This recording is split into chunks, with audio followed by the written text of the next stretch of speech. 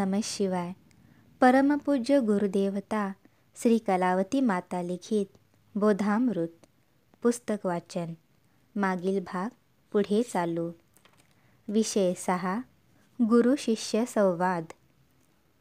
एके दिवशी रोजच्याप्रमाणे गोपाळ कृष्णाच्या दर्शनाला गेला असता भवरोगापासून सुटण्याच्या तळमळीने त्याचे हृदय भरून आले. तो म्हणाला, देवा, जे पूर्ण दयेने भरले ते मन निष्ठुर का केले? हे दीनदयाळा, भक्तवत्सला, परमकृपाळा, राजगोपाला, ध्रुव बाळ लहान म्हणून देखील न पाहता त्याला अढळ पद देऊन त्याची ती इच्छा तू पूर्ण केलीस. प्रल्हादाने धावा करताच तुझे हृदय कळवळले, म्हणून तू तातडीने कठीण स्तंभातून प्रगट झालास. नकराने पायाला मिठी मारली असता गजेंद्राने तुझा धावा केला, तेव्हा क्षणाचाही विलंब न लावता त्याच्याकडे तू गरुडावरून गेलास आणि त्याचे रक्षण केलेस. वृंदावनात चहूकडे वनवा पेटला तेव्हा गाई गोपाळांची हाक ऐकून तू निजलेला उठून आलास आणि वनवा शांत करून सर्वांना निर्भय केलेस. काम्यक वनात पांडवांकडे मध्यरात्रीच्या सुमारास दुर्वास मुनी शिष्यांसह जाऊन भोजन मागू लागले असता पांडवांनी तुझा धावा करताच तू जेवता जेवता उठून आलास आणि पांडवांचा उद्देश सफल करून त्यांना सुखविलेस. असा तू दयावंत असून माझ्याविषयीच का निष्ठुर झालास? देवा, मी कितीही पापी, पतित, अधम किंवा दुराचारी असलो तरी तुझ्या कृपादृष्टीने मी क्षणार्धात पवित्र होईन. पण माझ्याकडे जर तू दुर्लक्ष करशील तर मात्र खास मला दुर्गतीला जावे लागणार. देवा, तू कृपा करशील तर वांज गायही दूध देईल. बरड जमिनीतूनही पीक निघेल. जंगलात सापडलेला माणूसही सुरक्षित राहील. मुक्याला वाचा फुटेल. आंधळा जगत वैचित्र्य पाहू लागेल. पांगळा पर्वत ओलांडून जाईल. विषाचेही अमृत होईल. शबरी नीच कुलातली असून सुद्धा तुझ्या कृपेमुळे ती पुराणप्रसिद्ध झाली. अजामिळ महत्पापी म्हणून लोक त्याच्याकडे तिरस्काराने पाहत असत, पण तुझ्या कृपादृष्टीमुळे तोही पावन झाला.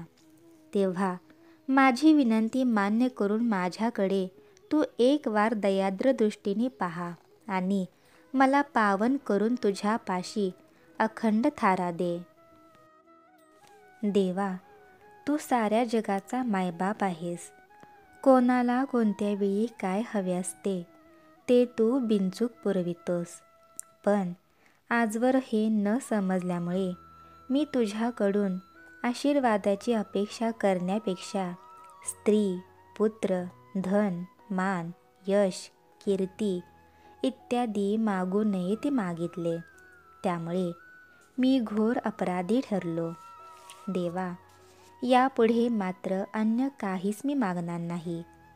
आता एवढेच मागतो की मी जिकडे पाहीन तिकडे मला तुझे मनोहर व श्यामसुंदर रूप दिसू दे, म्हणजे दृश्य पसाऱ्याकडे सहजच माझे दुर्लक्ष होईल.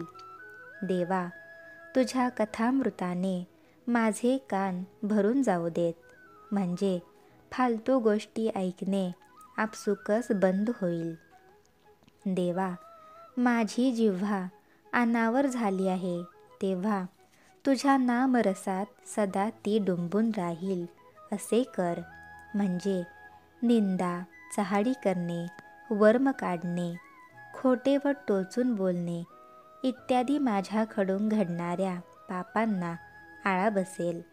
देवा, माझ्या हातांना तुझी षोडशोपचारे पूजा करण्यास सवड दे, म्हणजे वाईट सवयींपासून हात अलिप्त राहतील. देवा, माझ्या पायांना तुझ्या भोवती प्रदक्षिणा घालण्यास प्रेरणा कर, म्हणजे विनाकारण फिरण्याची त्यांची ओढ आपसुकच कमी होईल. देवा, तुझे चिंतन करीत असता विघ्न आणणाऱ्या या आळसाला एकदा तू हद्दपार कर, म्हणजे माझा उत्साह कायमचा टिकून राहील. देवा, जीवनात किती कठीण प्रसंग आले तरी त्या समयी धैर्य खचू नये असे कर, म्हणजे तुझ्या सेवेत कधीही खंड पडणार नाही. देवा, मी तुझे स्मरण करू लागलो असता संशय पिशाच्च मला गोंधळून टाकते, म्हणून त्यास तू एकदा ठार कर. देवा, मी करणार, मी करतो, मी केले असे म्हणून झालेली प्रगती खुंटविणाऱ्या या अभिमानरूपी दैत्याला एक वार तू जमीनदोस्त कर. देवा, कोणी निंदा केली अगर छळ केला तरी मानाच्या ठिकाणी चलबिचलता निर्माण होऊ नये इतपत मन निर्मळ कर. देवा, प्रत्येक वस्तूतून बोध घेण्या इतपत माझी बुद्धी उज्ज्वल कर. देवा, संसारातील तापत्रयाने संतापून न जाता सदा शांत राहण्याची कला मला दे. देवा, मायेच्या प्रवाहात वाहून जाऊ नये म्हणून बलवत्तर शक्ती मला दे. देवा, तुझ्या भेटीच्या तळमळीने माझ्या अंतःकरणाला पीळ पडू दे. देवा, तुझ्या चरणकमलावर माझे मस्तक टेकू दे. देवा, तुझ्या प्रेमाने माझे हृदय भरून वाहू दे आणि त्या प्रेमाच्या योगे चिंतेने होरपळणाऱ्या जीवाचे दुःख पार जाऊ दे. श्री सद्गुरुनाथ महाराज की जय.